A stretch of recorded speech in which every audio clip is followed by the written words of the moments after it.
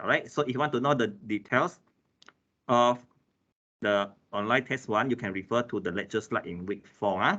So okay, so the online test 1 is the weighting is 20% of your overall assessment in this unit. All right. So the date of the online test 1 will be conducted on the 27th of May, which is Friday. And it will be conducted in the afternoon, 4 p.m. to 5 p.m. Malaysian time. The reason I choose this time is because we have some international students, some may have some time zone difference. So I choose 4 to 5 p.m. Right. And I also already set the timer for this online test 1 is available until 5:30. So that means that you may start to attempt the test, let's say at 4:10 also okay. If you start at 4:10, that means you'll finish at 5:10. If you start at 4:30, then you'll finish at 5:30. But if you start at 4:40, then the system will only allow you to finish until 5:30. 5:30 is the last time, okay, the final time for you to attend this online test 1. So try to start early, okay? Maybe you can start at 4 o'clock, 5 minutes. Then it's still okay. Then you still can enjoy full 1 hour of the online test 1. Okay. And the location of this, the online test link can be found from the canvas. Okay, so how? Okay, so now the link is still not available. I just want to show you where can you get the link on the 27th of May. Okay, what you can do is you can go to canvas, then you can go to modules. Okay, choose modules. All right, then you scroll down until week number 6. Okay, then you should be able to see this online test 1 after the week 6 tutorial. Now it still cannot, right? It's only available on the 27th May, 4 p.m. Okay, so once you see this, you just need to click this bar. All right, you can try to read the instruction. You need a calculator, get ready a calculator. Use the calculator that you're familiar with, right?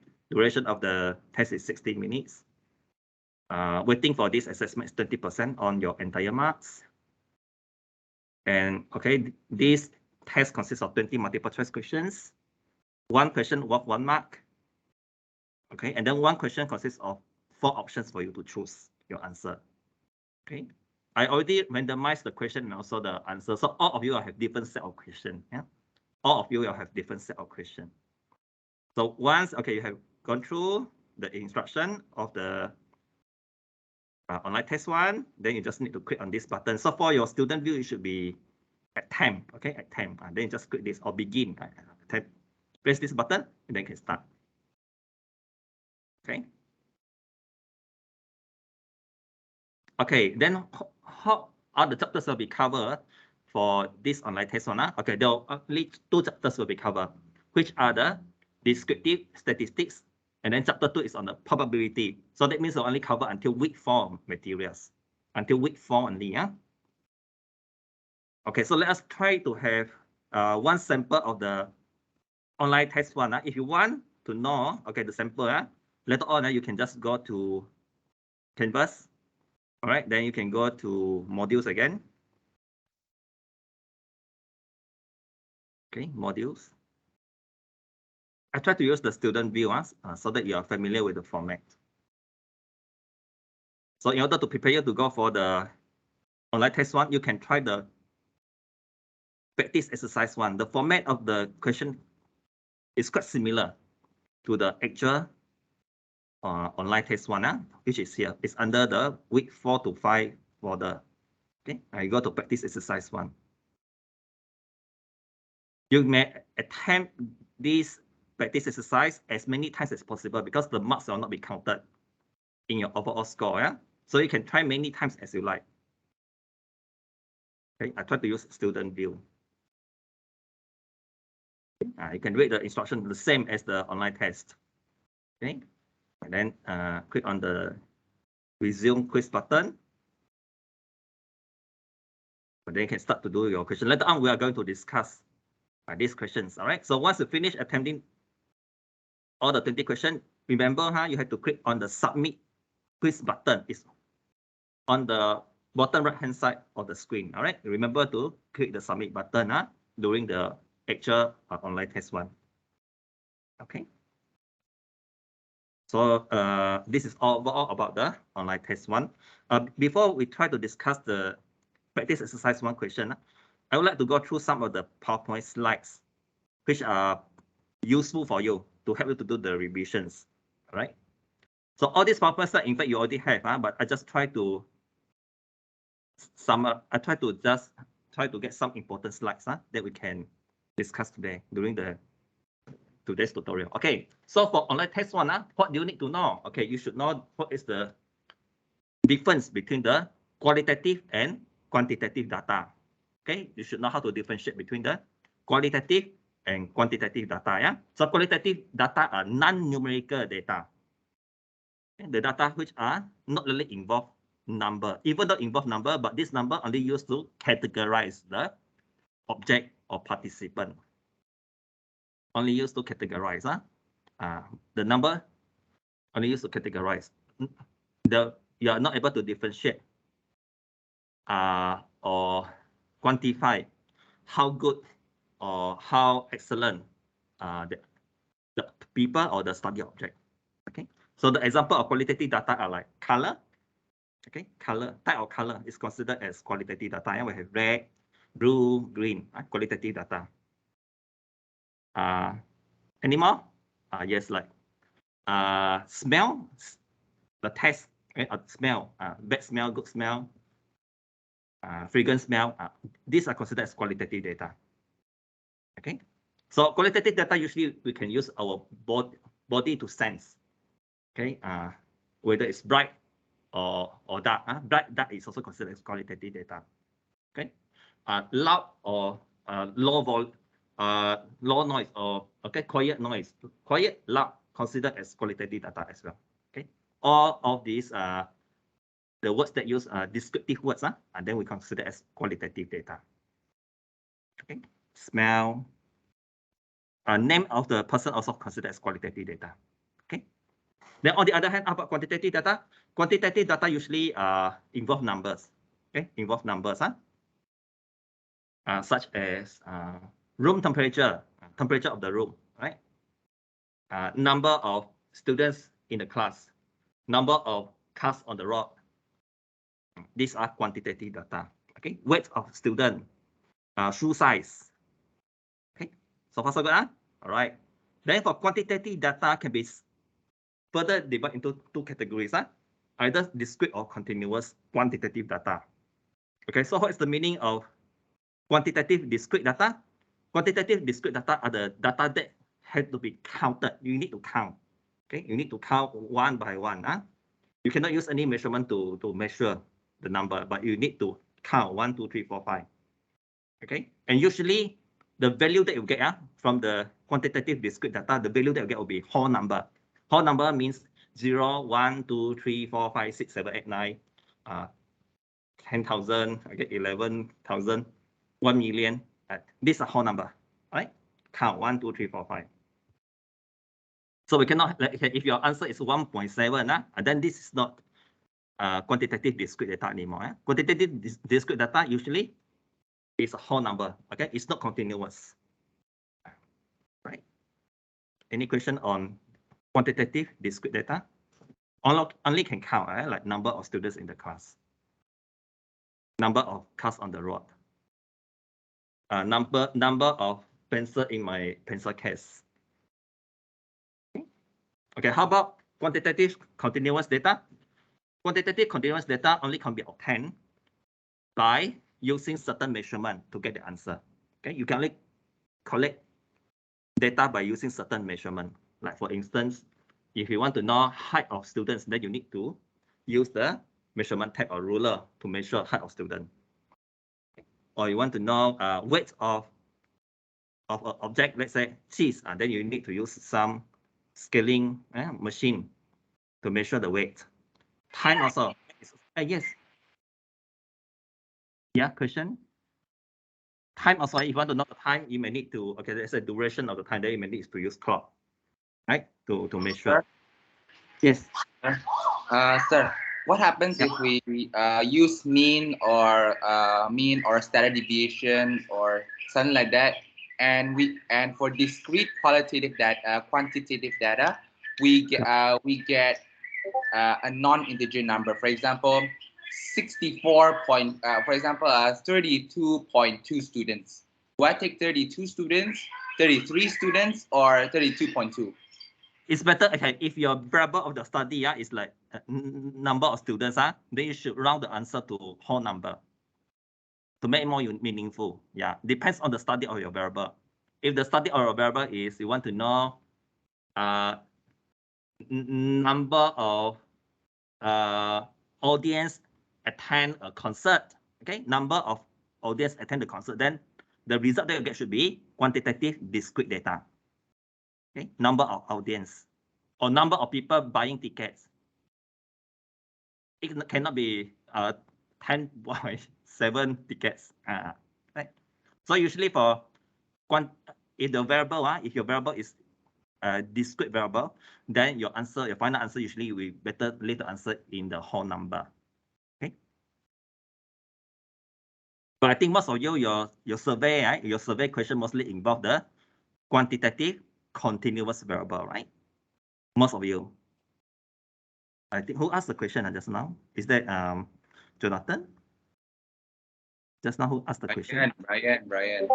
Hey, Brian. Hey, hello. Okay, then for your survey question, what is the question for your survey project? For your project 1, what is your survey question? My survey question is the height of students. Oh, then you should be able to get the continuous data.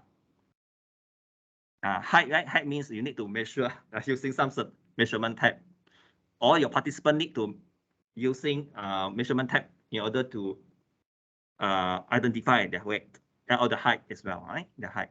So for your project, you are collecting the quantitative continuous data. Okay, but because the answer can be continuous number, so you may leave the answer in 2 decimal places. Okay, if the variable of your study is involve height of student. Okay, good question. Who else got problem on quantitative, discrete, and continuous data? I think most of the group are going to have continuous data, right? Quantitative, continuous data. Yeah? Because it's continuous, so maybe you can just leave the answer in 2 decimal places for the final answer. Okay. Any other question besides Brian?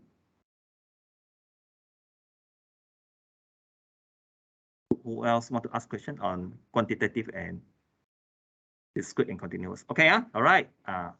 So make sure that you know how to differentiate, because this will be tested also in your online test 1. All right. Then the next section of chapter 1 is we also learn the descriptive measurements for ungrouped data and also group data. Yeah. So what is the meaning of descriptive measurement? Descriptive measurements are mean, mode, median, first quartile, third quartile. These are descriptive measurements. Okay. But be careful because we have ungrouped and group data. So the formula to calculate the mean, mode, median will be different. So you need to analyze the type of data first before you decide which formula you want to use. All right. So if your data are ungrouped data, then you can use the formula in this column to calculate the descriptive measurements. Okay. For quantitative, for the group data, and then group data means the data already being classified into different classes, already being grouped into different classes, and then we call this as group data. If group data, then you need to use the formula in this column to calculate the descriptive statistics. Okay.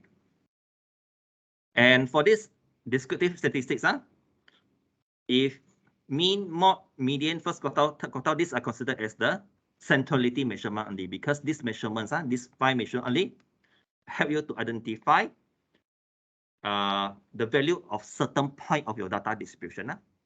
Value for certain point, one point, specific point of your data distribution. So we call this as the centrality measurement or locality measurements. Okay? Centrality or locality measurement, because this measurement only can tell you one point value of your data distribution. Okay.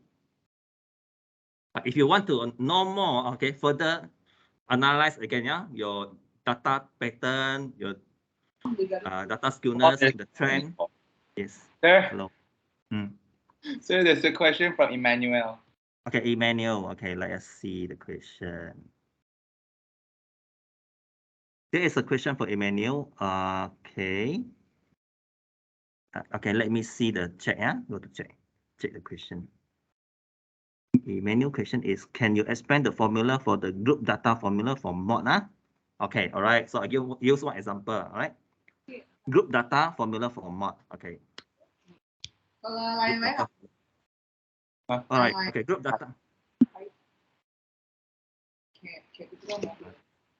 And median also. Okay. All right. So let's say I use one group data from our practice exercise 1, right? Let's say.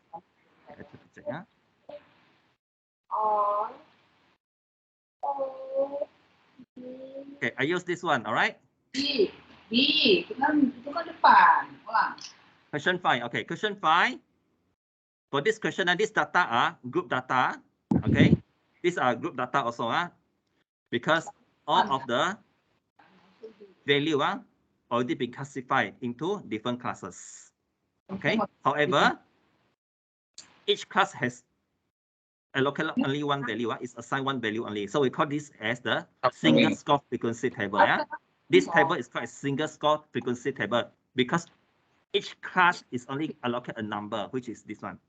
The first class, the S value is 0. The next class, S value is 1, and etc. Right? So for this question, it's considered as group data. Okay, group data. Okay, so now if you want to calculate the mod value, what is the answer for this question? Anybody? If you want to calculate the mod value, what is the answer? What should we do if you want to get the mod value? We compare the frequency, right? We compare the frequency, okay? So the first class, the frequency is 2. Okay? And this class also, the frequency is also 2. So since these two classes have same frequency, so that means for this question, there are 2 mods value. Okay, for this question, the mod can be equal to 0 or 4 because these two classes have similar frequency. Okay, the highest frequency. These two classes have the highest frequency and have similar frequency value as well. So for this question, there are 2 mods. Okay. Okay, so let us check again. Okay, now we move on to this one. All right. This is also considered as group data, but now the classes are arranged, right? Arranged in the interval form. That means it's certain range of number in one class. Right? So for this question, the first class is from 0 to less than 10. Right? 0 but less than 10. Then the second class is from 10 to less than 20. Last class is 40 to less than 50. All right. So if you want to get the mod value, then you may need to use formula for this question because the classes are given in the interval form. Okay, no longer single score, but it's in the interval form. Right? So if you want to get the mod value, the first step is you need to identify the mod class. Which one is the mod class?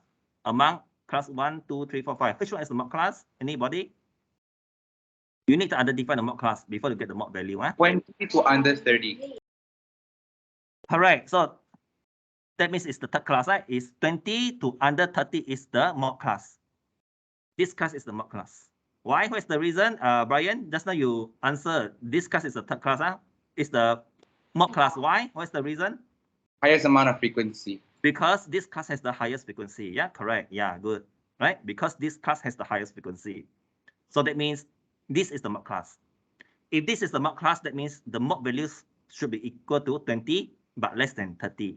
But what is the exact answer? Then you have to use formula in order to get the exact value. But we know that confirm is between 20 to less than 30. That is the answer. All right. But what is the value that what is the final value? Then you have to use formula to solve the problem. All right. So which formula you have to use? We go back to the formula list again. So for mod, because the data are group data just now for that question. So that means we need to apply this formula.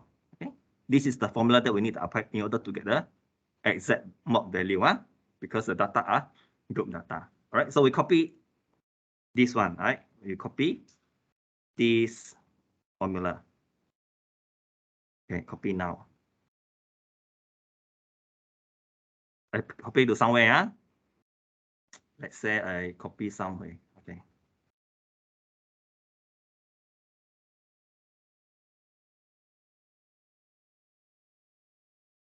Okay, so we know that mod now. Because this is group data.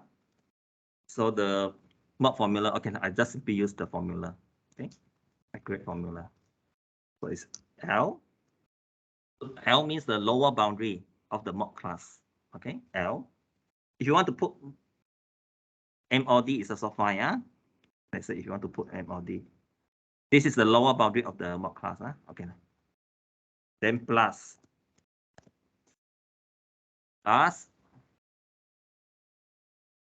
Okay. The numerator here should be the triangle 1. Triangle 1, so I need to use this symbol. Triangle 1. Triangle, this. Okay. 1. Numerator, it should be triangle 1 plus triangle 2. So formula, you can just copy from your formula list. All right.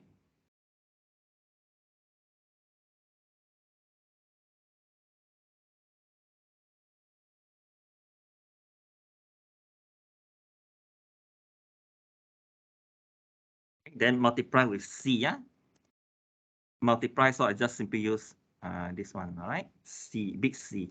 C is the class size of the mod class, okay? L is the lower boundary, that means the lowest number of your mod class.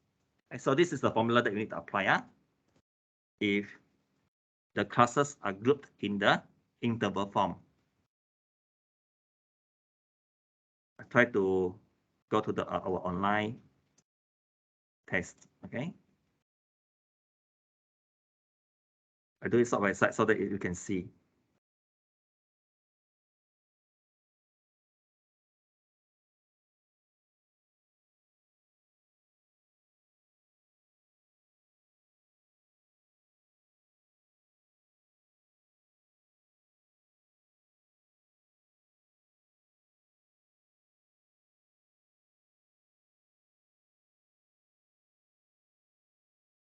Okay, so we continue the same process now. We need to substitute the number into each of the variable.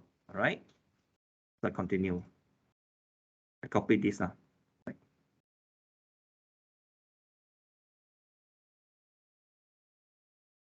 So L means the lower boundary of the mod class. So this is the mod class. The lower number is 20. Okay, so we substitute 20 to L.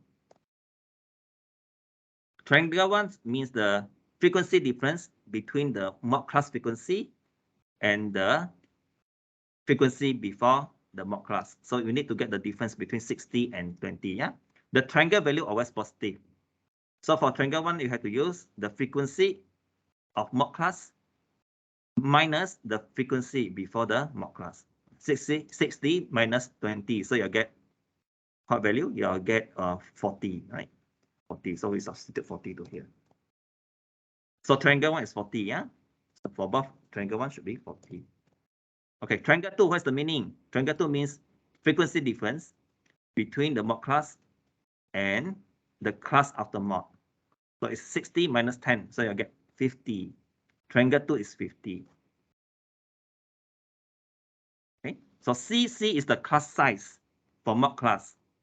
Okay, so we have to use the upper number, upper boundary. Make sure that there is no gap. This is the upper number. This is the lower boundary of the mod class. So you have to use 30 minus 20. If you are good enough, you can get the answer directly. So I just want to show you the workings. Right? So I stop here for a while. Any questions so far? Triangle 1, triangle 2, and also C. So the technique is you must know the mod class. Mod class is the class with the highest frequency. Yeah, let's stop. Okay. So what's triangle 2? I didn't. Triangle really 2, huh? Okay, triangle 2. Okay, if you confuse, right? Okay, what can you do is you go. Okay, let's say you're confused during the test, huh? Okay, you can use the formula list that I already shared with you. You can go to modules.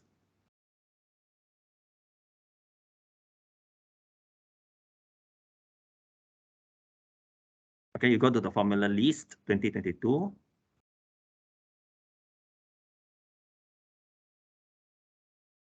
So during the online test, you can also try to get a hard copy of this formula list if you want, just for your own reference. Okay. Even final exam also. All right.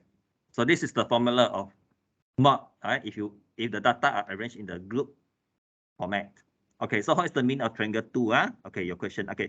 Triangle 2 means the model class. Model means the mod class. Okay. Mod class frequency minus frequency for the class after the mod class. Okay. So it's the frequency difference between mod class and the class of the mod class. So in this case here, okay, we'll go back to our question again.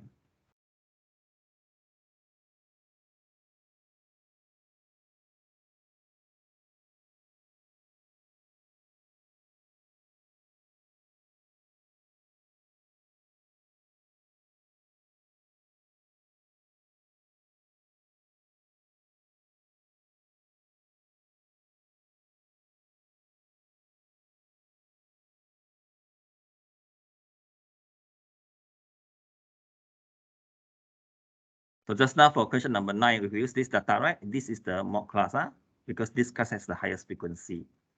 So for mod class, the frequency is 60. Okay. Frequency after the mod class is 10. So the triangle 2 means 60 minus 10. 60 minus 10. So you'll get 50. I think Christopher asked the question, right? No, it's me, Clement. Yeah, I understand already. Thank you, sir. Clement, Okay, all right. So that means, okay, we substitute the number now. Yeah. Okay. I do it side by side so they can see the whole picture. So this 50 is 60 minus 10. Okay, so next step is we try to simplify this expression. Okay. Do step by step. If you are not really familiar, just do step by step.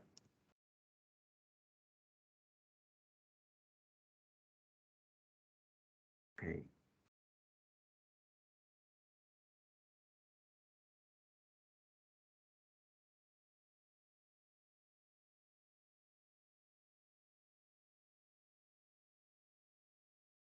So for the upper part, we still remain the same as 40. The denominator is equal to 90. Okay, use multiply. 30 minus 20 is 10. Okay. So this one, you can try to leave the answer in 2 decimal places, maximum high. You can leave the answer in 2 decimal places if you want. So, okay, this is 20. This one you simplify. 40 divided by 9, right? Because 10 is 0. Yeah. I still don't understand what's the first triangle and the second triangle. Okay, so we go back again. Okay, we go back. Triangle 1, this triangle 1, right, is the frequency difference between the mod class frequency and the class the class frequency before the mod class. So in this case here, triangle 1 is using 60 minus 20. Okay, 60 minus 20, you'll get triangle 1. So similarly also for this denominator, this one, I try to use bracket, all right? So this part of this triangle 1 also the same value, 60 minus 20. Okay. For triangle 2, triangle 2 is using 60 minus 10.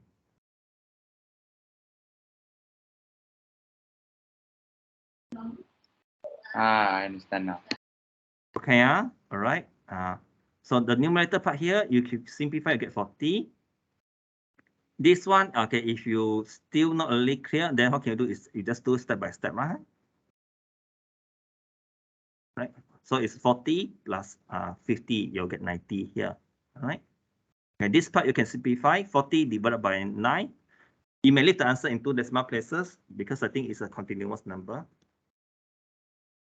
Revenue. Okay, so for this question, you need to leave the answer. In maybe 3 decimal places because this one, right, the value is in thousand cells, $1,000. So better leave the answer in 3 decimal places for this question because the unit for this cells is in $1,000. Okay, so better leave to 3 decimal places. So 40 divided by 9. If you have calculator, you can try to get the answer. 40 divided by 9. So it's 4.4444, right? Right. 4.444. I just leave the answer in 3 decimal places because the question for the sales unit is in $1,000. Okay. So simplify. Your answer is equal to 20.444. 20.44, but don't forget because the unit for this sales is in thousand. All right. You can put, lastly, you can put this dollar 1,000 units. So what is the meaning of this? Dollar 1,000 unit, if you convert to dollar 1,000 unit, right? So it's equal to 20,444 cents. No, $444. $20,444. And that's the meaning for this, if you simplify. So the answer should be equal to the second option. B. B is the answer. Okay. Emmanuel, you asked this question, right? This is for mod, but I use this data, all right? So don't forget, right? The group data can be either in the interval form or either in the single score value. Okay, can be in the single score value. These whole data are considered as group data also. Sir? Yes. 20 plus 4.444 is not 20. I think it's 24.444. 24.44. Yes, correct. Yeah, it should be 24.444. Okay, so your answer should be B, 24,444. Okay.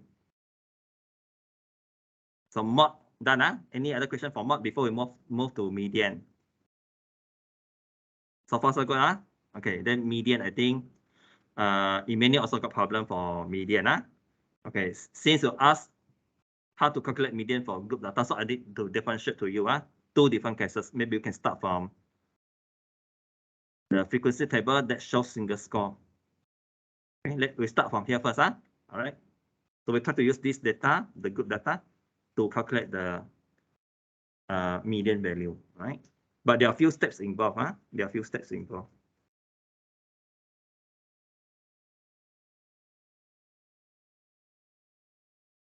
Okay. First step is like you need to identify the location of median first. Now we want to get a median value. So the first step is you need to identify the term of median. Okay. Because these data are group data, so as the result, you have to use the formula of total F divided by 2. Total F divided by 2.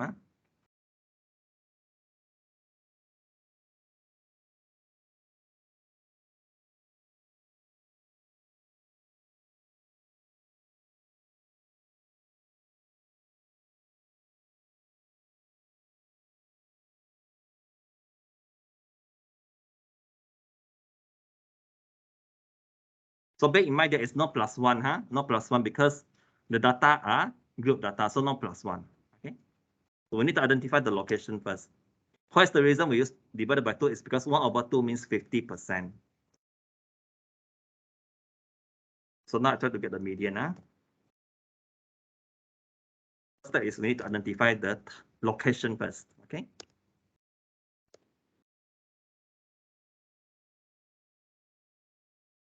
we have to substitute the total F value into this formula, right? So for this question, what is the total F value? Total F means we need to calculate the total for this column, the F column. So it's 2 plus 1 plus 1 plus 1 plus 2 plus 1. So how many? 8, right? Okay, the frequency is, total frequency is 8. So we substitute 8 to here. So simplify this, is at the term of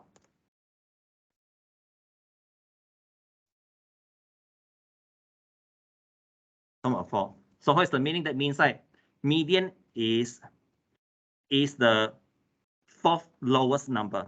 Okay, it's at the term number 4. Location number 4 is the value of median. So where is the location? Where is term number 4? Okay, we know that term 1 and term 2 are in this class. Okay, the first term and second term, the x value is 0. Okay. Why? Because the first class, the frequency is 2, right? So that means the first two numbers are the first 2 weeks, okay, which have the lowest household will be these two, okay? So term 1 and term 2 are under the first class. Then how about term 3? Term 3 is under this class.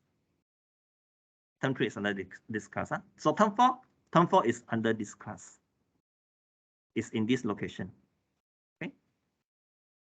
All right. Because it's in this location, so that means the median value is equal to 2. 2 positive. This is because this is the median class. So the median value for this question is 2. 2 houses. Answer is 2 houses. Okay. And then how about if the question, the group data now are in the interval form? Then how are you going to solve the problem? Let's say we use this data to calculate the median value. Let's say, median value. Okay. Because these data are group data. So in order to solve the problem for question 9, let's say we want to get the median value. Okay, the first step also to send, we need to identify the location of median by using this formula. So for this question, what is the total frequency value? Total frequency is equal to what value? You need to calculate all this, okay? The total frequency. So that you can substitute total F value. So for this question, what is the total frequency? You need to sum up all this. 100 exactly, right? 100 days, right? 100 exactly. So we put 100 here. Total frequency is 100. 2 is because the measurement that you want to look for now is median. Okay, 1/2 means 0.5. That's why it's divided by 2. So simplify this is term of 50. Location of 50 is the value of median.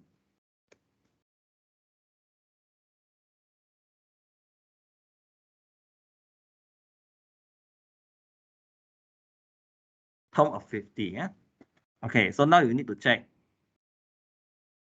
which class does term of 50 belong to? Term of 50 is under which class? Okay, we need to go back to the frequency here. Okay, this is 5, right? So that means term 1 until term 5 are in the first class, under this class. T1 until T5 are in this class. Maybe I copy this, all right?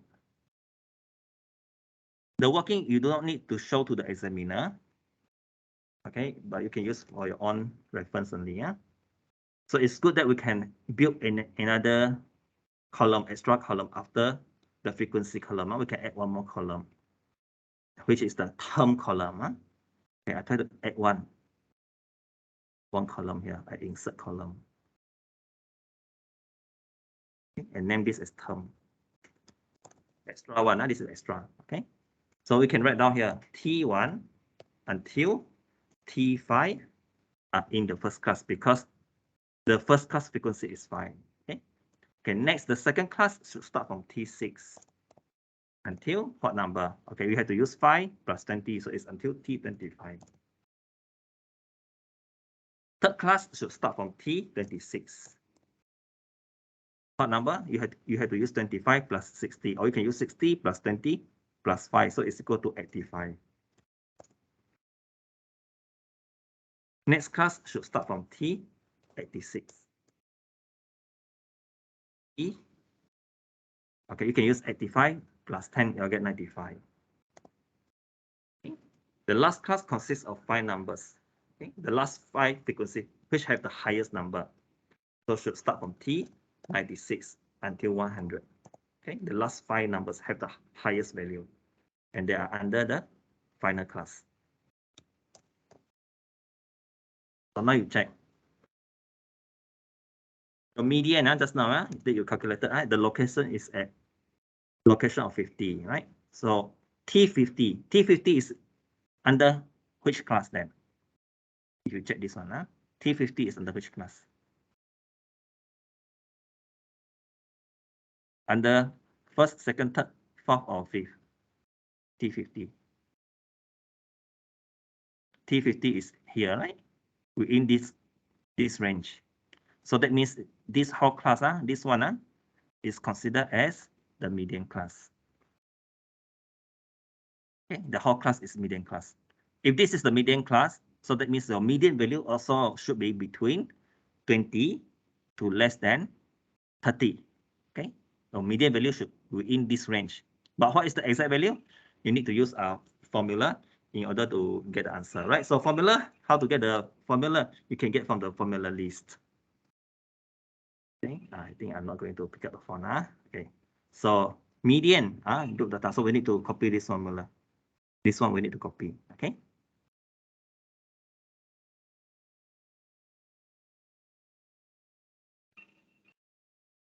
Okay. Let me. Okay, I think I have some important call. Are you able to hear me? Hold on. I think.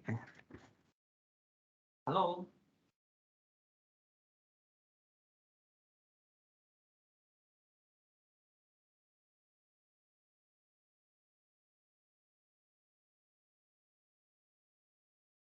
Okay. Are you able to hear me now? Yes, we are able to hear you, sir. Can I? Okay. Okay. All right. Thanks. Okay. So we continue again. Oh, okay. So we need to copy the formula. Then I better type. Okay. I type now. Okay. So formula is L means the lower boundary. Okay. If you skip the M, it's fine. Okay. Then plus.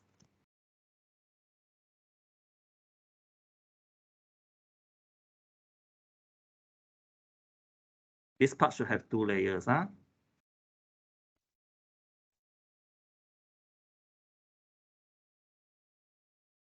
For this one, it should be total F divided by 2.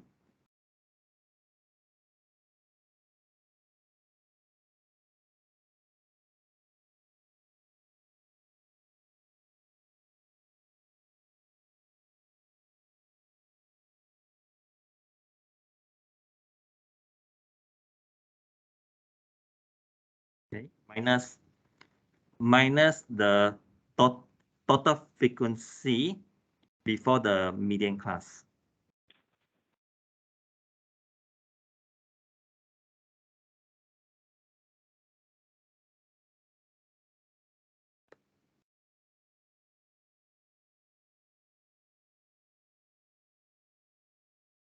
So F here, right, and then M minus 1 means before the median class. Okay, this one is minus. Part, the denominator is the frequency at the median class.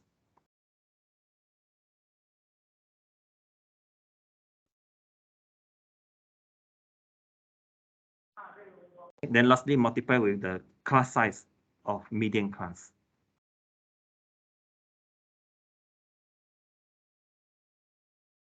So now we have to fill in the blank to all of these variables.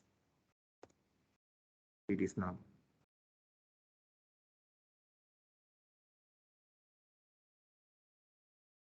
Okay, so for this question, this is the median class, right? The lower value for this median class is 20, so it's 20 to here. This part, total F divided by 2, you already have the answer just now. It's equal to 50. The whole thing here is 50. Okay, how about this part? Yeah, this one means that the total frequency before the median class. So you need to sum out all of the frequency before the median class, because of this symbol, total. Okay, so this is the median class. Before this class, there are two classes, right? So you need to include all the frequency for these two classes. So answer will be 20 plus 5. 20 plus 5, yeah? So you need to include all of the frequency before the median class, So it's 20 plus 5. So substitute to here. So you get 25, right? So bear in mind for you to check the answer is the value for this term must always greater than value for this term. Okay, lastly, this one. Frequency at the median class. Bear in mind there is no total symbol. So this one is only involve one class, which is the median class frequency. This is the median class, right? So the frequency at the median class is 60. Okay, only involve median class, 60 the frequency. So put here 60. Right? Class size is referred to the median class size. So it's 30 minus 10. Make sure that you have to use the boundary classes. Make sure that there is no gap. In the boundary classes, that means there is no gap in between the upper value of the front class and the lower value of the following class. So for this question, you have the class size should be 30 minus 20. I stop for a while. Any question, especially this one, 25 and 60. Do you know how to get the answer? Stop for a while. 25 and 60. Okay, All right, then we continue to simplify this expression. Okay, if you're good enough, you can get the answer directly. If not, then we just do step by step.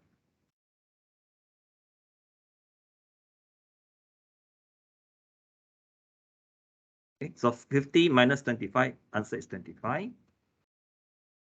This one, we just let it be there, 60, don't disturb. We try to simplify other term. Okay, 30 minus 10, answer is 10. Minus 20, answer is 10. Okay. If you're good enough, you can try to round the answer probably to 2 decimal places, or maybe 3, because this question, I think the unit is in 1,000 cells.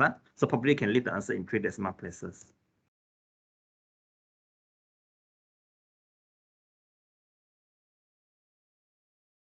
So it's 25 divided by 6.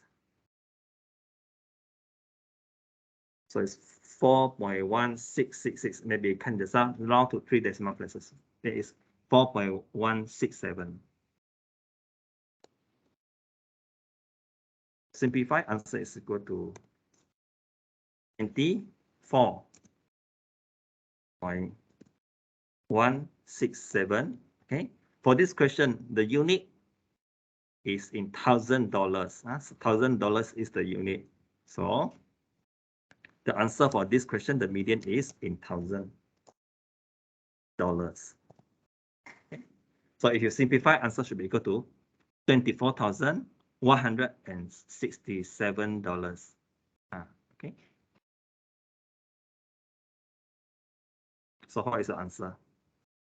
But this question is looking for third quartile, right? So if the question looking for median, then the answer should be C. Okay. This is a question from Emmanuel, right? Emmanuel. Okay. So make sure that you know how to calculate the median value for both the single score frequency table and also the boundary class table. Okay. The approaches to calculate the median value for these two frequency table can be slightly different. Okay. Any other questions on this? Besides the menu, let me see about the probability concept. Okay, later on we can move to probability. All right, Muhammad Salah, especially the independent event question. We can move to that. All right, who else? Median, okay. Brian already covered median. What else? Marcus, what if there is a gap in between? So Marcus, if there is a gap, then you need to convert all these class interval into class boundary. Okay, you need to convert. How to convert? Okay. Let me see whether I have any example. This one should be. I use the PowerPoint slide in week number 3, I think. Okay, I go back to week number 3 PowerPoint slide.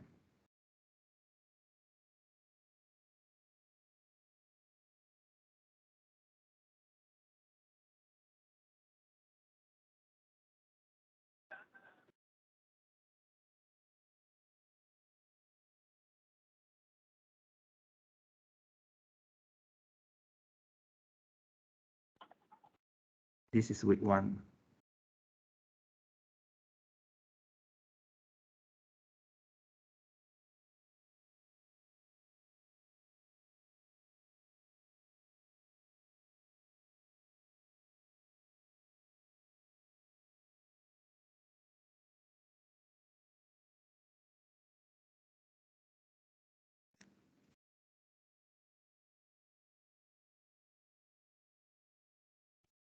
Okay, let's say this, all right.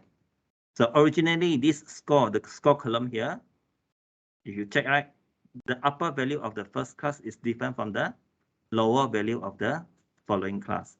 So that means there is a gap, right? So we call this as the interval class, all right?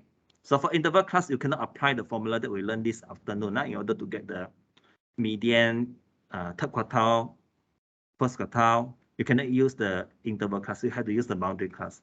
So how to convert to boundary class from interval class to boundary class? Okay, how can you do is you can remain the lower value of each class. The lower value of each class remain non-disturbed, right? We just need to change the upper interval to upper boundary. Only this number we need to change, right? So for the first class, you can just change to less than 40. Change to less than 40, so that this number now is equal to the lower number of the following class. So how about second class? Also the same. Change this to less than 50. Okay, and this class, the upper number change to less than 100, so that there is no more gap in between two classes. Marcus, am I answering your question? Marcus. Yeah, thank you, sir. Okay, all right. So any other questions related to descriptive statistics? Descriptive statistics, any other questions? Okay, if not, then we'll move on to probability, right? So for probability, what are the formula or the area that you need to focus? Okay, I'll share the PowerPoint slide again.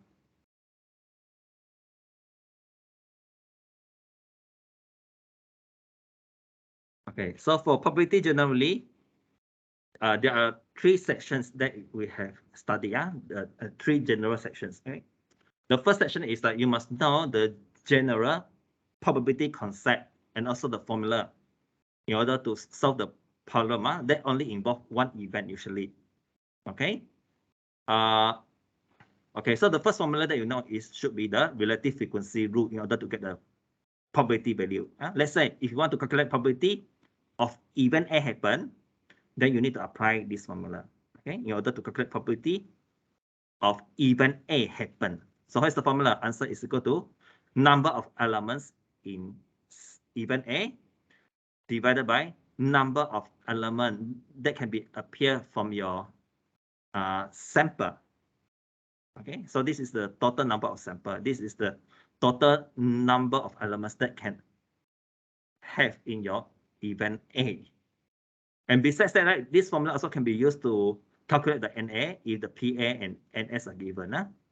So this formula can transpose so that you can get the NA value as well. Okay. So we use this formula when the question only involves one event. Okay. So bear in mind your probability value for any probability value should always be between 0 to 1. Okay, if your probability value is equal to negative number, that means something wrong with your answer. Okay, cannot be negative number, cannot greater than 1. Some students may ask, can the probability value equal to 0? Yes, can. Can the probability value equal to 1 exactly? Yes. Okay, if equal to 1 exactly, that means 100% event A is going to happen. Okay. Okay, so sometimes the question may ask you to calculate the probability of non-A. That means the chance for event A will not happen. What is the probability? Event A is not going to happen. So what is the meaning? Event A is not going to happen. We usually use A bar to represent. A will not happen. A bar means A is not going to happen. Okay, so in order to get probability non-A, you can transpose the formula from this formula, whereby you can make the PA bar as the subject. So what can you do is you can just move your PA, probability A, you move to the right-hand side, it becomes minus. Okay, so the probability non-A is equal to 1 minus probability A. Okay, so far so good. So this formula you need to know, yeah, if only involve one event. Okay, yeah, all right. That in the real world, sometimes, okay, you may need to solve the problem that involve more than one event. So some of the rules you need to know. Okay, the first one is the union rule. Union rule can be applied to any type of event. All right, so assume that you want to calculate, okay, A union B, yeah. Okay, union here means all. In statistics, unions means all. Okay, and we use the symbol of U to represent union. Okay, or all. All right, so this is the symbol we use to represent all. Okay, so what is the formula if you're asked to calculate the probability A union B? This formula is always fixed. No matter what is the relationship between A and B, we always apply this formula to calculate the union value. So the formula is equal to probability A plus probability B, then minus the probability A intersect B. Okay, so this formula is always applicable, no matter what is the relationship between A and B. So far so good. Okay. All right. Okay. Next, we also study. If the two events never happen at the same time, then we call this type of events as mutually exclusive. Okay. If A and B cannot happen at the same time, or A and B do not have any similar elements, then we can conclude A and B are mutually exclusive events. So what is the characteristics of mutually exclusive events? The main characteristic is probability A intersect B is always equal to 0. Okay, so this is the major characteristics of mutually exclusive events. Okay, so that means A and B never happen at the same time. Set A and set B never have any similar elements. Okay, the next type of event will be independent events. So if A and B are independent events, means what is the meaning? That means that occurrence of A is not going to affect the chance of event B to happen. Similarly, also, occurrence of B is not going to affect the chance for event A to happen as well. Then we call this as independent events. Okay, so what are the examples of independent events? Example can be if you are throwing 2 coins. Okay, now I have 2 coins. You throw this big coin first time. This is one event. Throwing another coin is also considered as one event, second event, because these 2 coins are separate entities. So if you throw these 2 coins, these actions are considered as 2 independent events. Okay, 2 independent events because the object that you deal with are 2 separate entities. Okay, so what is the characteristics of independent events? If independent events, okay, then if you want to calculate probability A intersect B, the formula that you need to apply is probability A multiply probability B. So this is the formula you need to apply when involve independent events. So any other examples of independent events? Yes, if you throw 1 die and 1 coin, also considered as independent events. Let me see whether I have die or coin with me or not.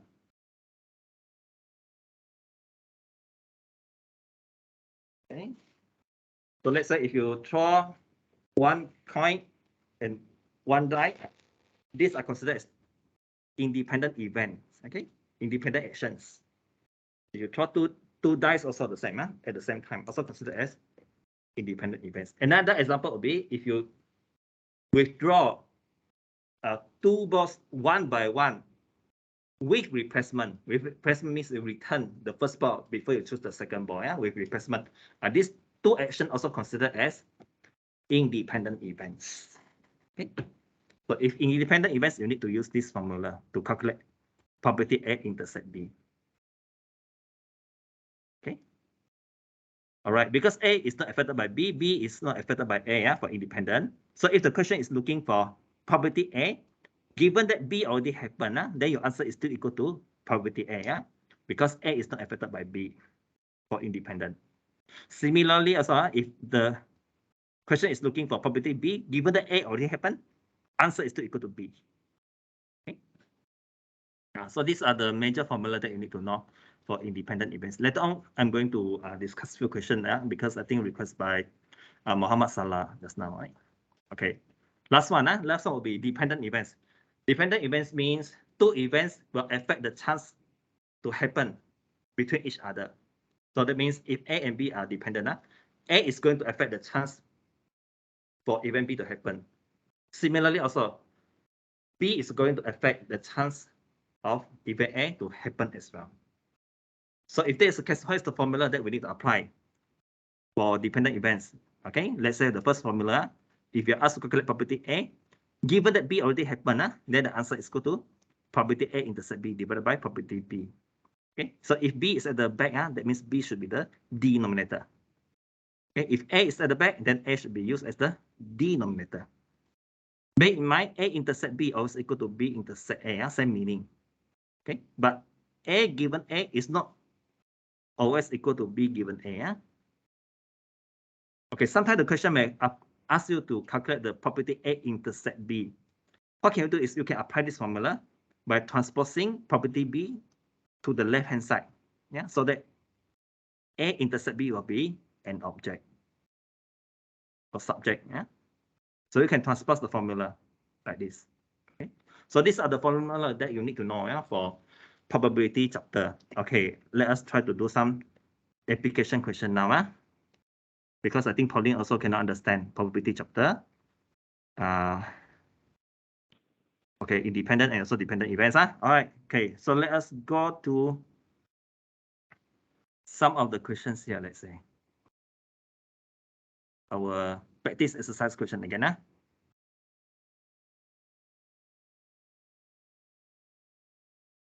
Okay, let's say this question, right? We start from question 12. Because question 12 only involve one event. That is choosing one egg from a lot. Okay. This question is the probability of selecting a bad egg is 0.035. What's the meaning? That means the chance to select an egg which is not in good condition is equal to 0.035. Okay. So that means I can write down here now. Assume that I can put one statement in my workings now.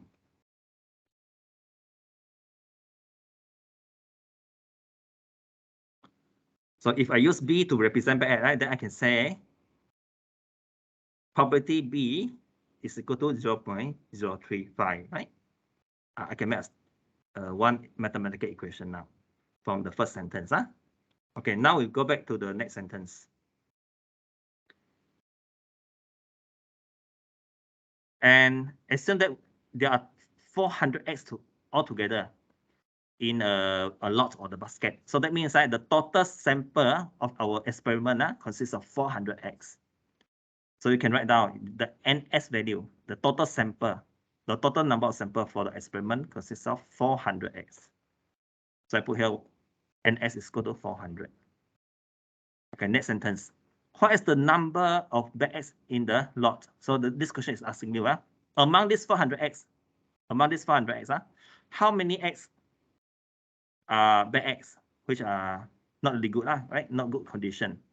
Among these 400, how many are not good? So that means you are calculating NB, number of x which are not good. So in order to solve the problem, you can apply the basic probability formula, right? You can write down the formula. This formula, where can we get from? It's from here. Okay, from this formula, right? You copy this formula, but you need to adjust the symbol you use for each case, because now we use B to represent bad, right? So what can do is to just change A to B. Yeah? These two you change to B. And then put here. Right? So now we need to substitute the number. Yeah? Probability B is 0.035, so substitute to here. NS is 400, put here. And then you transpose the formula. Yeah? Move 400 to the left-hand side because multiply. So in total, there are 14 pairs in the lot. Okay? So this question is only involve one event. Okay? Only one event. So we use the first formula of probability to solve the problem. So far so good, huh? One event, huh? Okay, right. Okay, come. This is question number 13. Okay, question 13. I will start from here. Two components, A and B, operate independently, already informed independently. That means component A and B are two separate entities, two separate independent objects. Okay. So the probability that A and B will work correctly are 0.9 and 0.8 respectively. Okay, next sentence. The probability that both components will work well is equal to what value?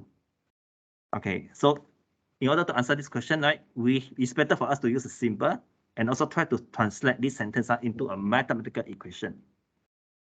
Okay, so for this question, I use A to represent machine A work well. A component A work well. Okay, so this question is number 13. So now I can say let this. I make assumption first. I'll use a symbol to represent its case. So I can use let A equals component A works well. Component A works well. This is good condition. So that means A bar means not working well. All right. B, okay, I'll use as component B works well.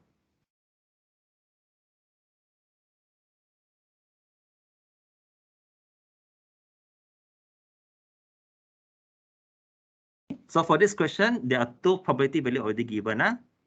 So what is the meaning of this 0.9 here? That means this one is PA. Okay, 0.9 means PA.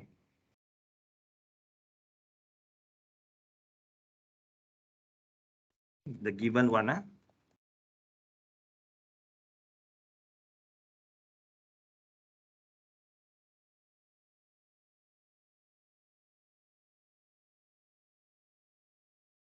0.8 means PB. Okay.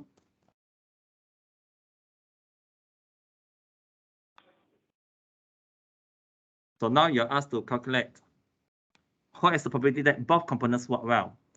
Because they are independent events, A and B are independent components. So what is the formula that we need to apply in order to get the answer? Okay, we have to understand what is the meaning of this sentence. Probability that both components work well. Both components work well, that means is probability A intersect B. Okay, the whole sentence means probability A intersect B. So how is the formula that you have to use? Go back to here again. Your formula list you check. Okay. So since the question already informed, A and B are independent components, so we need to apply this formula. Okay. So we copy this formula and paste to your workings.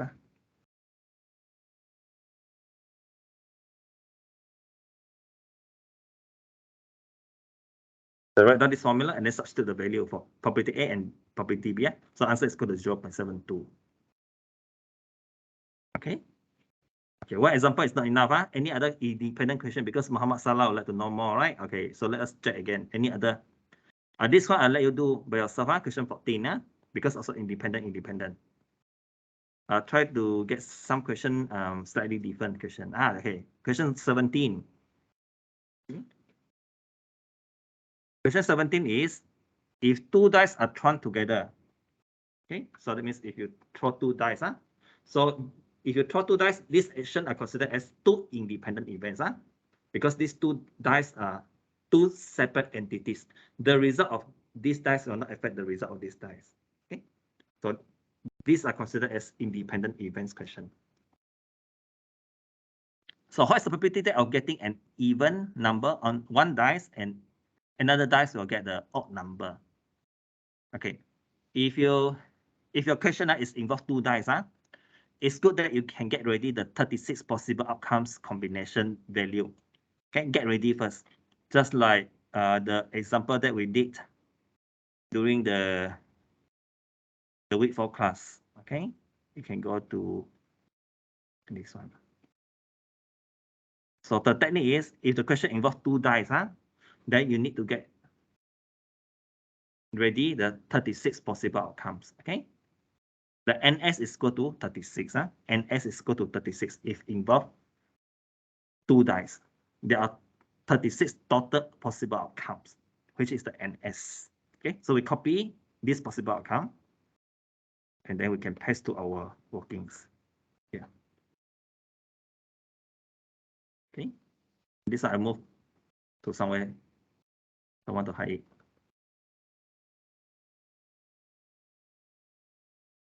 Okay, so what is the question 1 just now? I copy that question so that it's easy. An even number and odd number.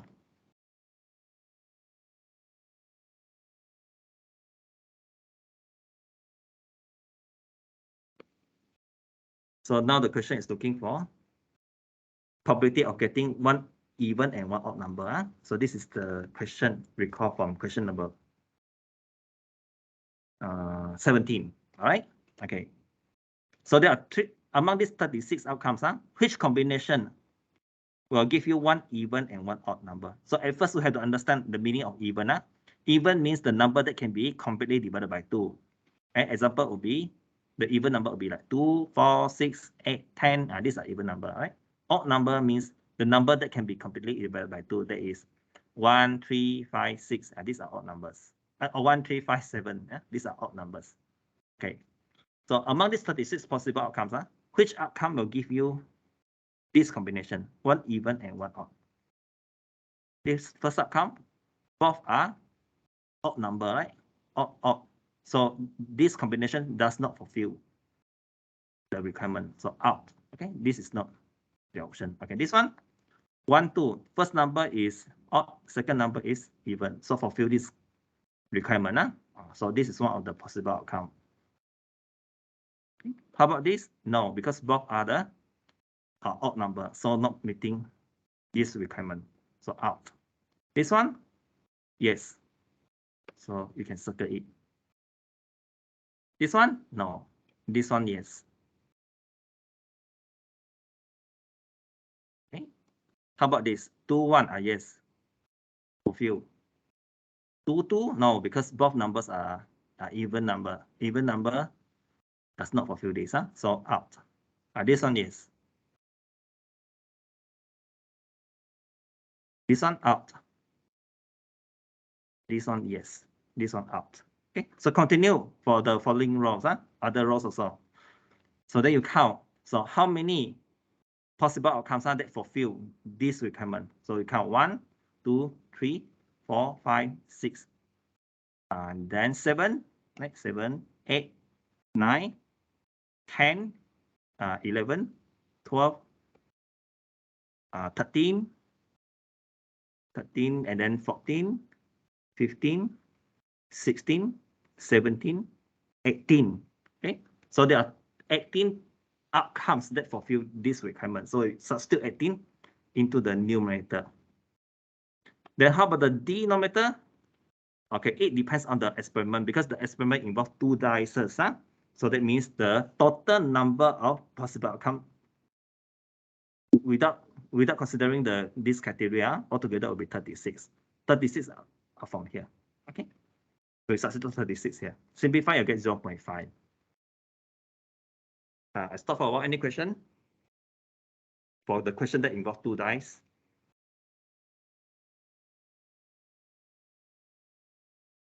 So far, okay? So far, so good. So this question also considered as independent events question, huh? Independent events. Okay, any more? Okay. So 17 done. Okay, number 18. Number 18 is you are asked to, okay, calculate probability of getting at least one head if 3 unbiased coins are tossed. Unbiased means fair, good condition coin, okay, are tossed. So that means this question now involves 3 objects, okay. The objects are 3 coins. Now you're asked to throw the 3 coins. Okay, so what is the probability of getting at least one of the coin? Yeah, it will show head. Okay, so just simply choose. Now I have 3 coins. This is a golden coin, and this bigger coin, and this smaller coin. Yeah. So, okay.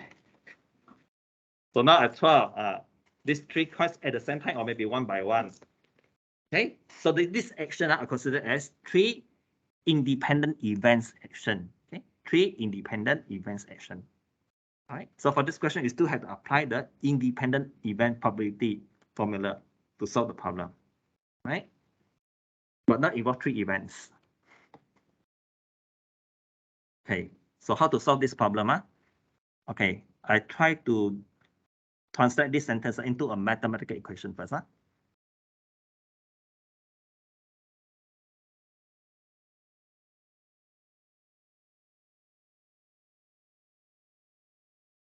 This is question number 18. Okay. Before I answer the question, it's better for us to use a symbol so that it's easy for us to demonstrate our workings. Okay. A coin consists only 2 faces. Okay, it can be a head and a tail. Usually this one should be the head, and then this is the tail. All right, the tail is showing flower. The head supposed to be the head of this, the king or the queen. This is the head dimension. Right? So one coin, this object, one object consists of 2 faces here. So for head, probably we can use H to represent head. All right, let's use H to represent head, and T to represent tail.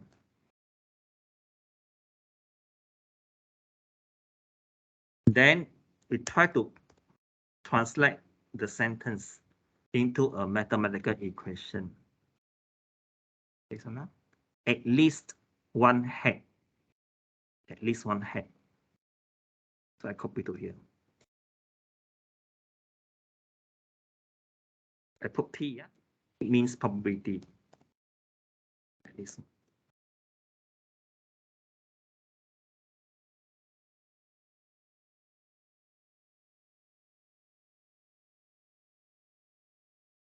Okay.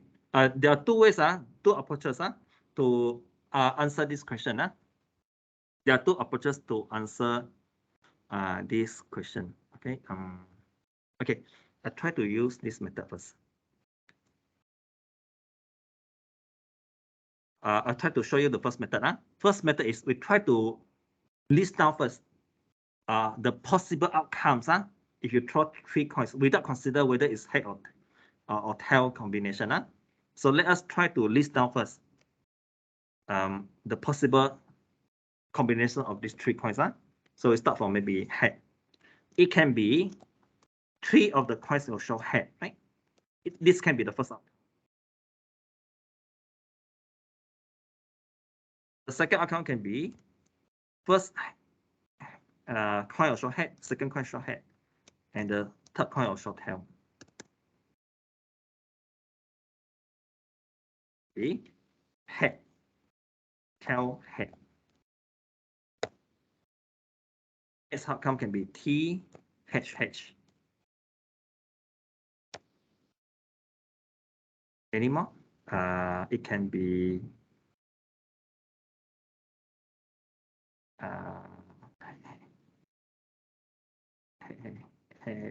done. T, H, H. The next one can be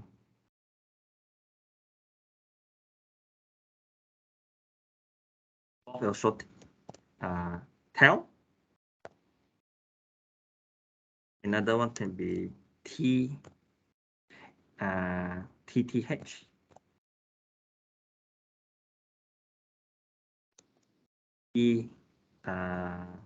HT.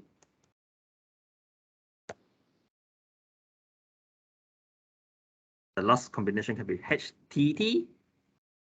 Okay.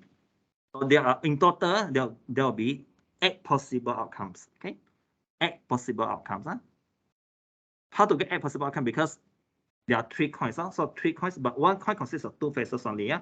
So if you use 3 multiplied with 2, it's a 2 power 3. In fact, it's 2 power 3. So you'll get 8 possible outcomes. So in total, so that means the NS for this question now is equal to 8. Okay, there are 8 combinations. Okay, for the experiment to throw 3 coins. Okay, now, so that means I can say that for this question, because it involves 3 coins, so the denominator for this question is 8. Okay, 8 possible outcomes. Okay, so among these 8 possible outcomes, which outcome fulfill this? At least one head. At least one head. So this one fulfill because at least one, right? So this one fulfill this requirement. So this one can be the first outcome to fulfill this. This one also, right? Because this combination has 2 heads, at least one. So fulfill. This one, fulfill, right? This one, fulfill also, 2 heads, fulfill. This one, or not fulfill because all of the coins show tail, so not fulfill. This one, yes, fulfill, because at least one, which is the third one, the third coin, show head result. So yes, include. This one also include because the second coin shows head result. Yes.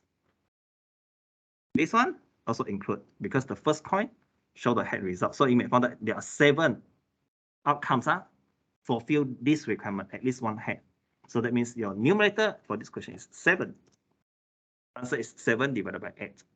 Okay, 7 divided by 8. If you want to round the answer to decimal number, you'll get 0.875. Okay, so you may leave the answer in either whole number. You can leave the answer in the fraction number, or you can leave the answer in the decimal number, which is 875. Okay. So for this question, also consider as independent events, which involve 3 independent events. I stop for a while. Any question on this? Let me see who have question. TTT. Yes, yeah. THT. Yes. Okay.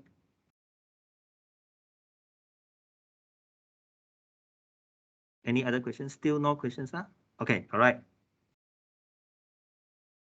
Now we move on. We proceed with the remaining question, Okay. So question 18 done, Answer is this. Okay, next. Question 19, Question 19 is, okay, Isabella has a choice of two colors of pants, 3 colors of shirts, and 2 kinds of shoes, So how many different outfits can she wear? Answer is using 2 multiply 3 multiply 2. 2 multiply 3 multiply 2. That will be the possible outcomes. Okay. So is 2 multiply 3 is 6. 6 multiply 2 is equal to 12, right? So answer is this one. Okay. All right. So final question, question 20.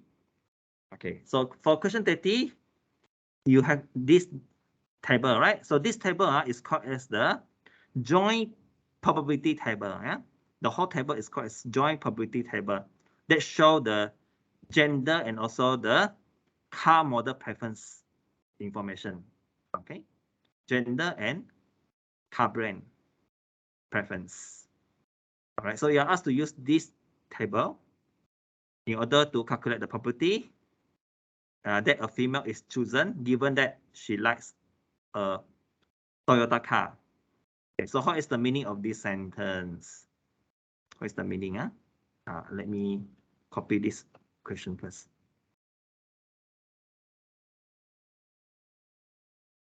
This is question 20, All right. So probability means we use P to represent probability, P, that a female is chosen. Female means, okay, we can use F to represent female. Given that, given is very important word. This is a keyword, given. Given in statistics means slash sign. This symbol, okay? Given means slash symbol. Given that she likes a Toyota car. Because these words appear after given. All right, so this word should be used as the denominator. Okay, so Toyota, we can use T to represent Toyota, yeah? So that means we have to put T at the back. Okay, we need to put T at the back, yeah? So maybe I can use purple color because of this word. Toyota appears after given. Okay, so that means T at the back. F is listed before the given, so F had to put in front. So this is how you translate this sentence into a mathematical equation. Okay, and it's good that you can use a symbol to represent each event, each case. Okay, so you are asked to calculate this. All right. So what is the formula you have to use? Okay, you have to go back to your formula list again. Okay, for if the table are already being given in the joint probability table, then usually these two events are dependent events. Okay, dependent events. So for dependent events question, you need to apply this formula. Okay, so probably we can try to copy this formula, because it's involved conditional probability. So we copy this formula.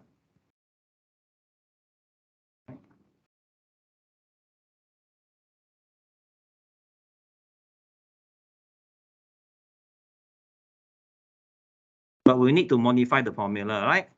Because now the question is looking for property F given T, yeah?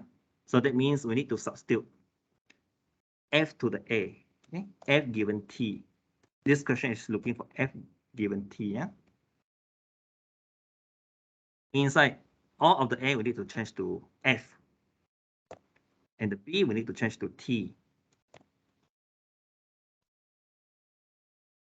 The whole, this one means this thing, right? All right. So now let us try to solve the problem.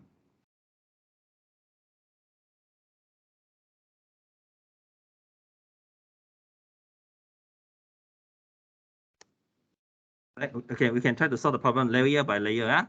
We try to solve this one, the red part. F intersect T. What is the meaning F intersect T? Okay, we go back to the question again. So you need to check any cell that have female and also Toyota, that cover Toyota car and also female. Okay, so we know that female is under this row, right? This row, the whole row, it represents the female information. Toyota is in this column. All the information related to Toyota is in this column. So we go to the intersection cell between female and Toyota. You may find that is this number. Right? So 21. 21. So that means there are 21 customers are female and also they like Toyota car. Okay? Female who like Toyota car. Altogether is equal to 21. So this is the probability F intersect T, 21, okay, over 67 in fact, 21 over 67. So we substitute 21 over 67 to here. The red part here, in fact, is 21 over 67. Maybe I'll show you this 67. The red part, okay. Okay, then how about here? PT. PT, probably I can use other color. I use purple color. So PT means the total number of participants who like Toyota car. Total T, okay, total T. So how many of them? 31 of them, okay. The probability is 31 over 67.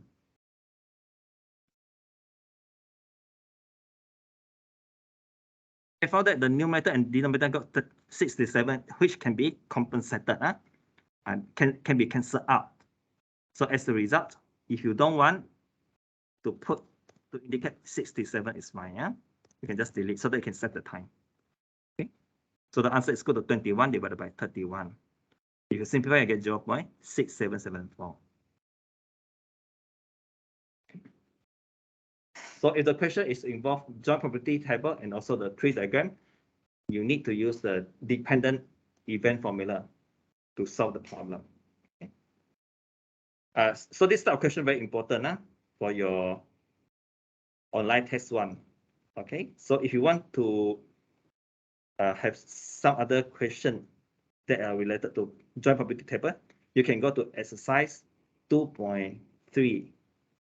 Okay, question number 5 and number 6. Okay, 5 and 6. These two are joint probability table question.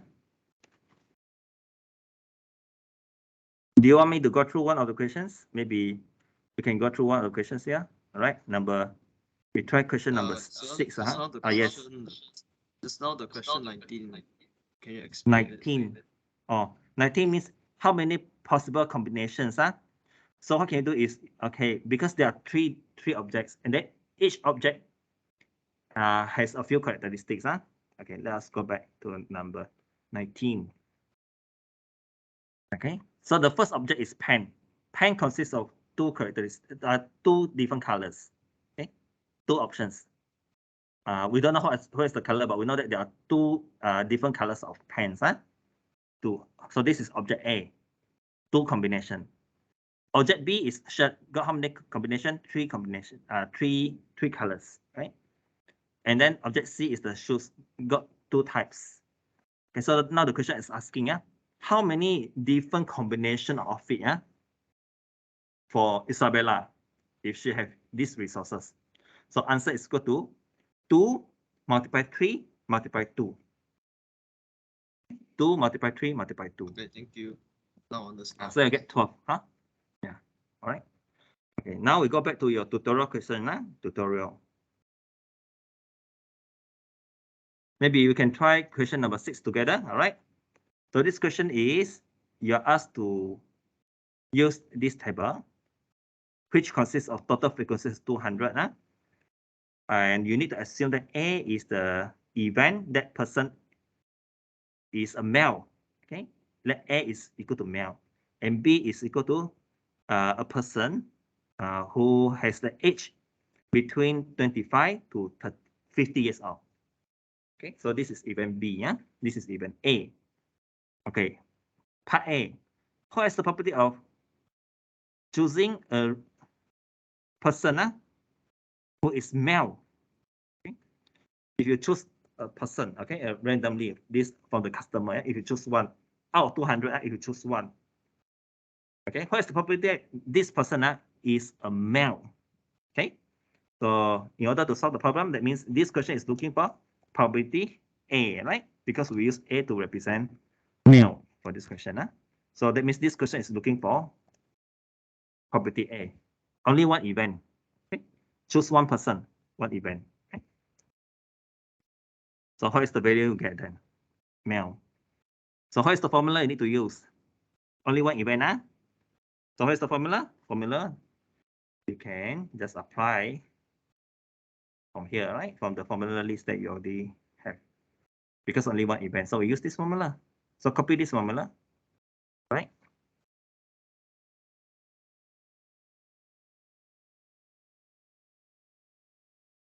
And put here.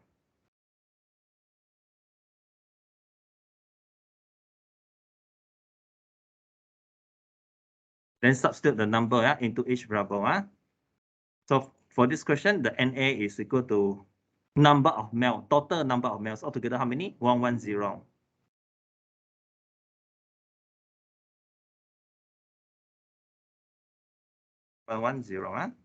NS means total number of sample for this question. Altogether, how many of them? 200.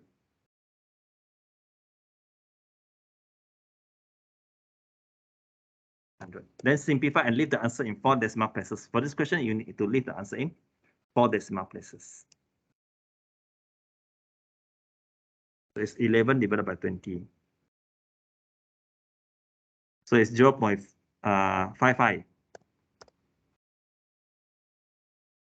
Okay. Okay, next question. B. If the selected purchaser is male, this is the keyword if. Okay, if is a keyword, if. If means slash. If male, because this word appears immediately after the if. So that means this male here, we need to put as a denominator, okay? If this happened already, male, so I use purple color. And then we know that this male is referred to A, right? For this question, we need to use A to represent male.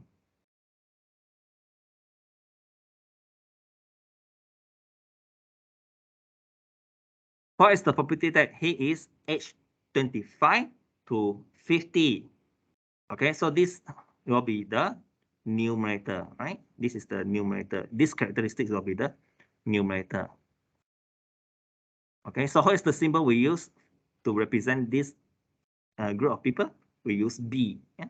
So this sentence, this wording means B. Okay. So this whole sentence, what is the meaning? The whole sentence, if you translate, means you are asked to calculate probability B given A happen. Okay. So the whole sentence means this one.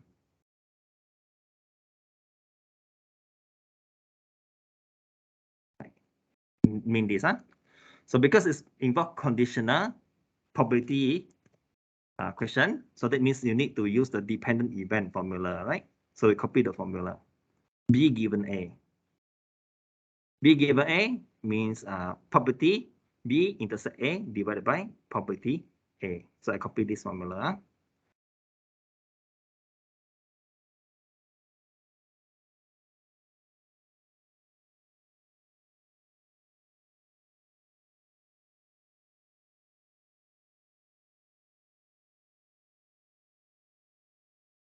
Okay, we put here.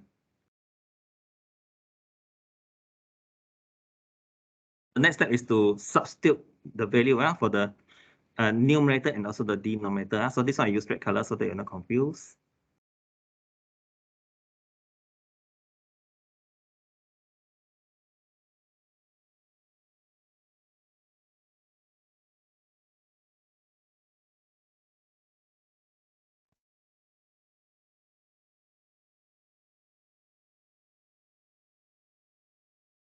It's blue color here, right? And then the denominator is if, So this is, I use purple color. Okay, so now we need to try to simplify this expression, right? So we know that for PA, we already have the answer, right? PA is equal to 110 divided by 200. We already have the answer. Okay, so this is okay, 0.55. We already have the answer. So I probably just put 0.55. Insert question.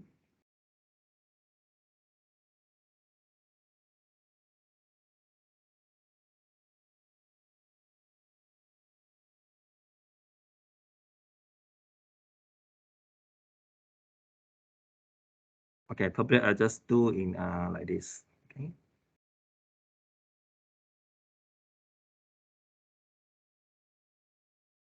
So this part, the denominator, we know that is 110 by 200. So now the problem is only here. B intersect A. Okay. B intersect A, that means we need to find out the cell that have B and also the A characteristics intersect. Okay. B is referred to this column, right? 25 to 50. This class, right? A is referred to male. Male is this row, this column, and this row. So the intersection cell is 30. 30, So 30 should be used as the numerator. All right. For this question, the total sample consists of 200. So you put here 200. Okay. So you may find that this 200 for numerator and denominator can be cancelled out no more. So the answer is equal to 30 divided by 110. 30 divided by 110. You cancel out. So you get 3/11.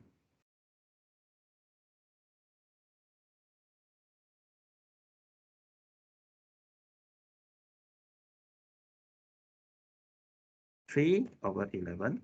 But I think the question is asking you must leave the answer in 4 decimal places. Then we have to convert the fraction number into decimal number. So let's go to 0.2727. Okay. So I think question 5 you can just do at home. Let me see any other question that you need to know.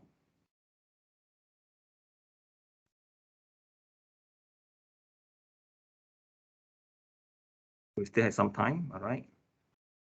Exercise 2. Okay, for 2.2, maybe I can discuss question number 3. Yeah, since Muhammad Salah and quite a number of you had problem with independent events, because for section 2.2, most of the questions are involving independent events. Probably we can discuss question 3. All right. So, okay, in a class, 30% of the students enroll for economics, 20% enroll for accounting, and 10% are enrolled for both. Okay, let me try to. Hello, hi, Dolly.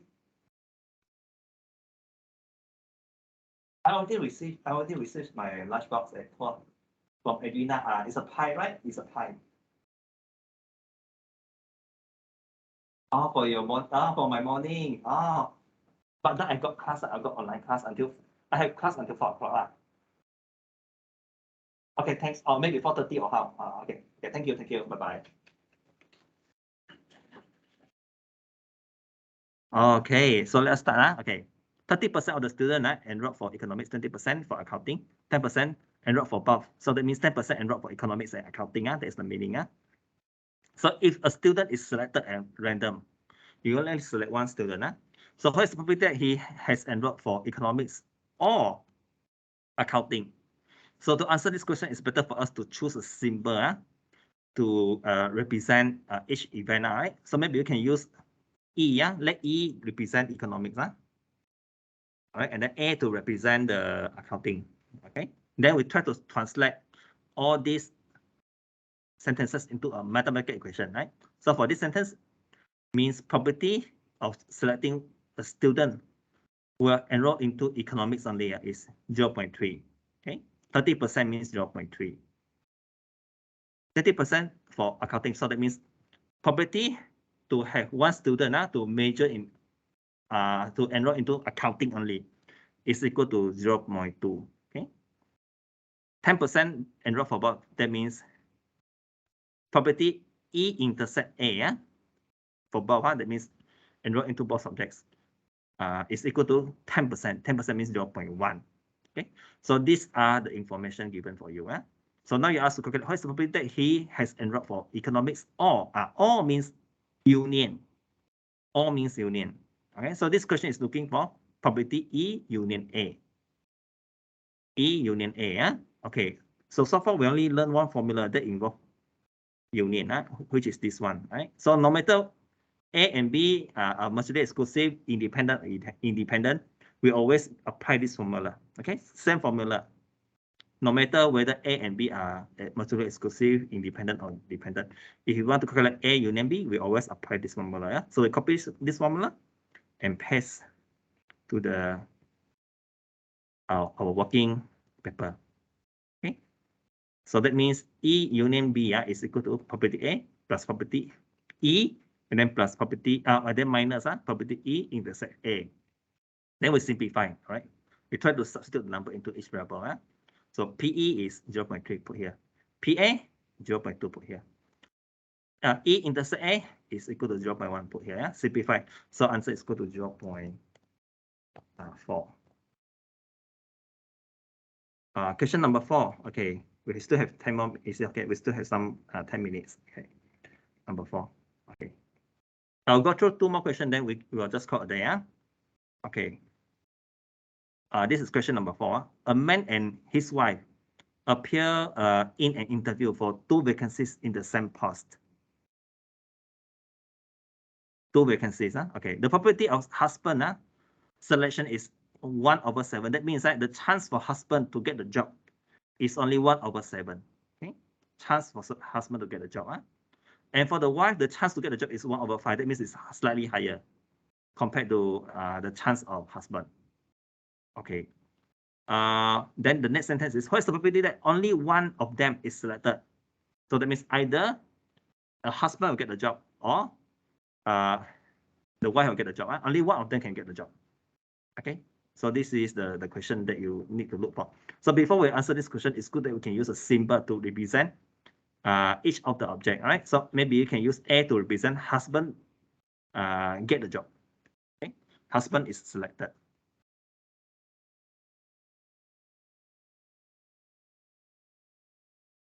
Let A equals husband is selected. And B is wife is selected.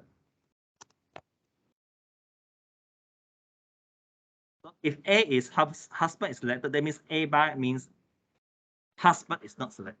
Okay, if you want to add some more symbol, you can also. So A bar, I use A bar.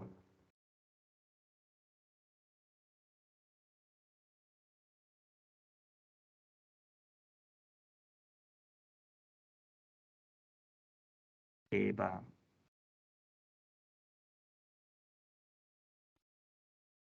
Means husband is not selected.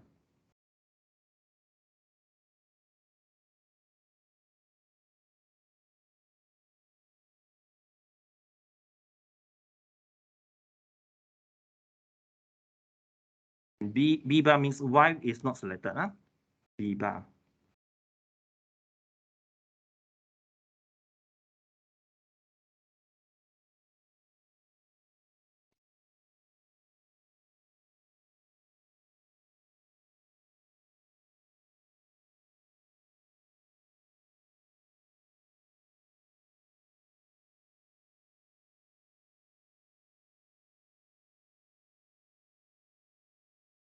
Okay. So now we can start to answer the question. So what is the probability that only one of them is selected? Okay. So for this question, we need to identify the possible outcomes, the combination. It can be the first outcome is husband is selected and the wife not selected. B bar means the wife is not selected.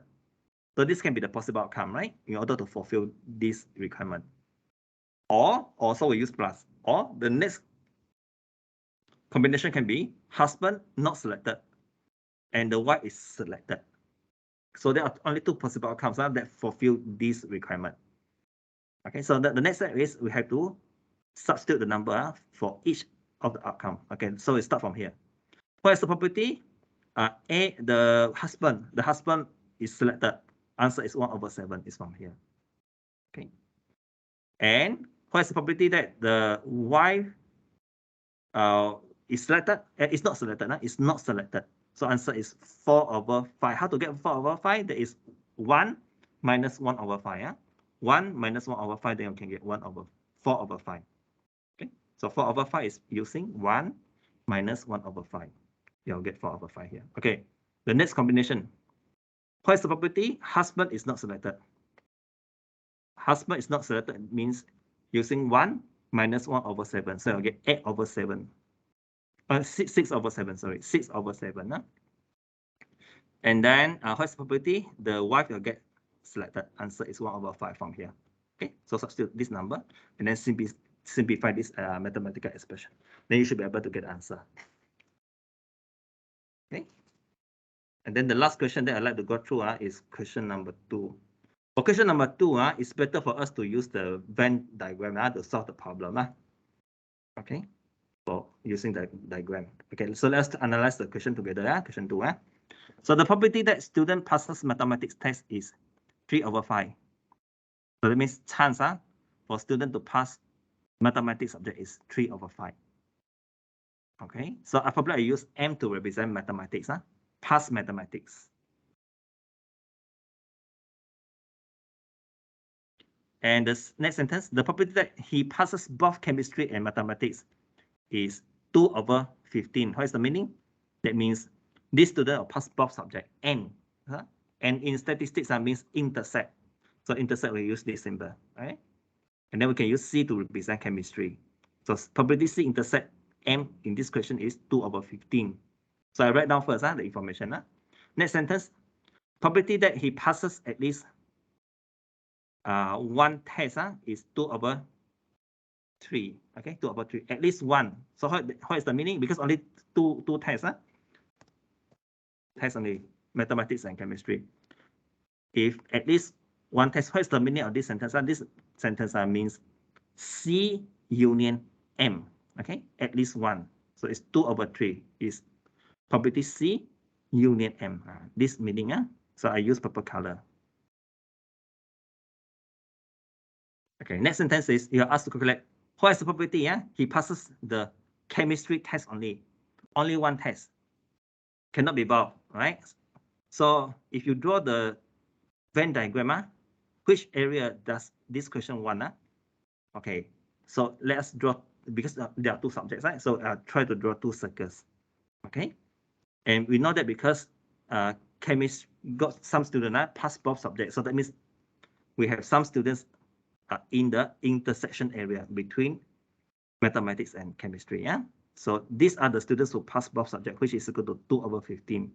The green one, 2/15 is here. Okay, and for mathematics, the chance to pass the mathematics is 3/5. 3/5. That means is this whole blue area. This one, the blue area. Right. This blue the whole area is equal to 3/5. But if you only want to know what is the area for this part only, for this part, the unshaped one, what is the value? You can just simply use 3/5 minus 2/15. So it's equal to 7/15 is here. Okay? Here is 7/15. The intersection area is 2/15. Is because this information given, right? Okay, now is you are asked to calculate the yellow area, which is probability C only, which is this area. Okay, this area. Okay, so how to get the answer then? Okay, okay, we have one more information, which is 2/3. C union M, the purple, 2/3. What is the meaning? That means like the total area for this plus this one plus the yellow area altogether is equal to 2/3. I repeat, this blue area, this part, plus the green area plus this yellow area altogether is equal to 2/3. Okay, because of union. Right? So this part we can try to combine, and then we can transpose the number into the right hand side so that we can make the probability C only as a subject on the left hand side. Okay, so we simplify this, move to the left hand side becomes minus. Then you can use the calculator to help you to get the answer. So answer is equal to 1/15. Okay, so the chance for student to pass only chemistry, which is the yellow area, is equal to 1/15. So the keyword is only. Only is the keyword. Okay. So for this question, it's better to use the Venn diagram to solve the problem. Okay. Other questions? Okay, let me see your meeting chat. The answer must be in 4 decimal. No, depends on the question, Sharon. Depends on the question. Just now, the question number 6 is required to leave the answer in 4 decimal places. So we just follow the instruction. Just now. It's not always leave the answer, but usually we'll leave the answer in 4 decimal places for probability question. Probability question usually just leave the answer in 4 decimal places. For question 6 is because required to leave the answer in 4 DP.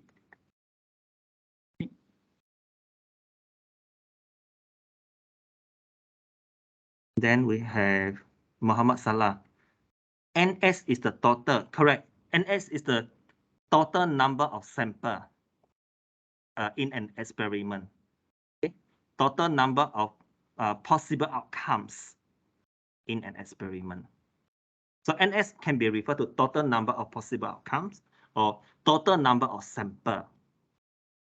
Okay? If the question involves 2 dice, right? 2 dice, so that means your NS is 36. NS is 36 if the experiment involves 2 dice. If the experiments involve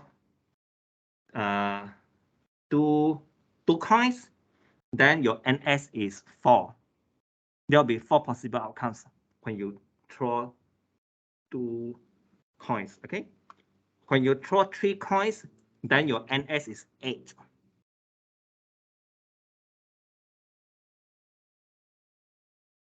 So NS is referred to the total number of samples, or it can be referred to total number of outcomes in an experiment. Okay, Muhammad Salah also asked why 67? Okay, why 67? If you go back to question number 20, the denominator is 67 is because for this question, there are 67 participants involved in this survey. All right. So in this table, consists of 67 participants. Okay. That's why we use 67 as the denominator, which is the NS. Any more? Let me see.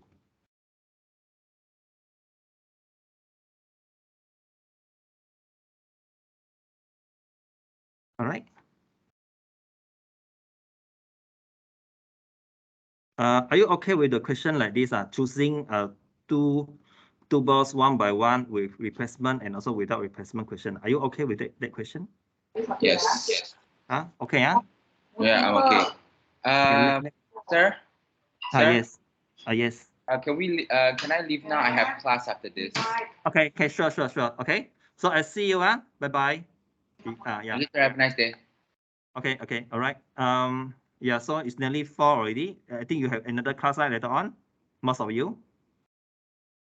Okay. So we have the online test 1 on 27 May.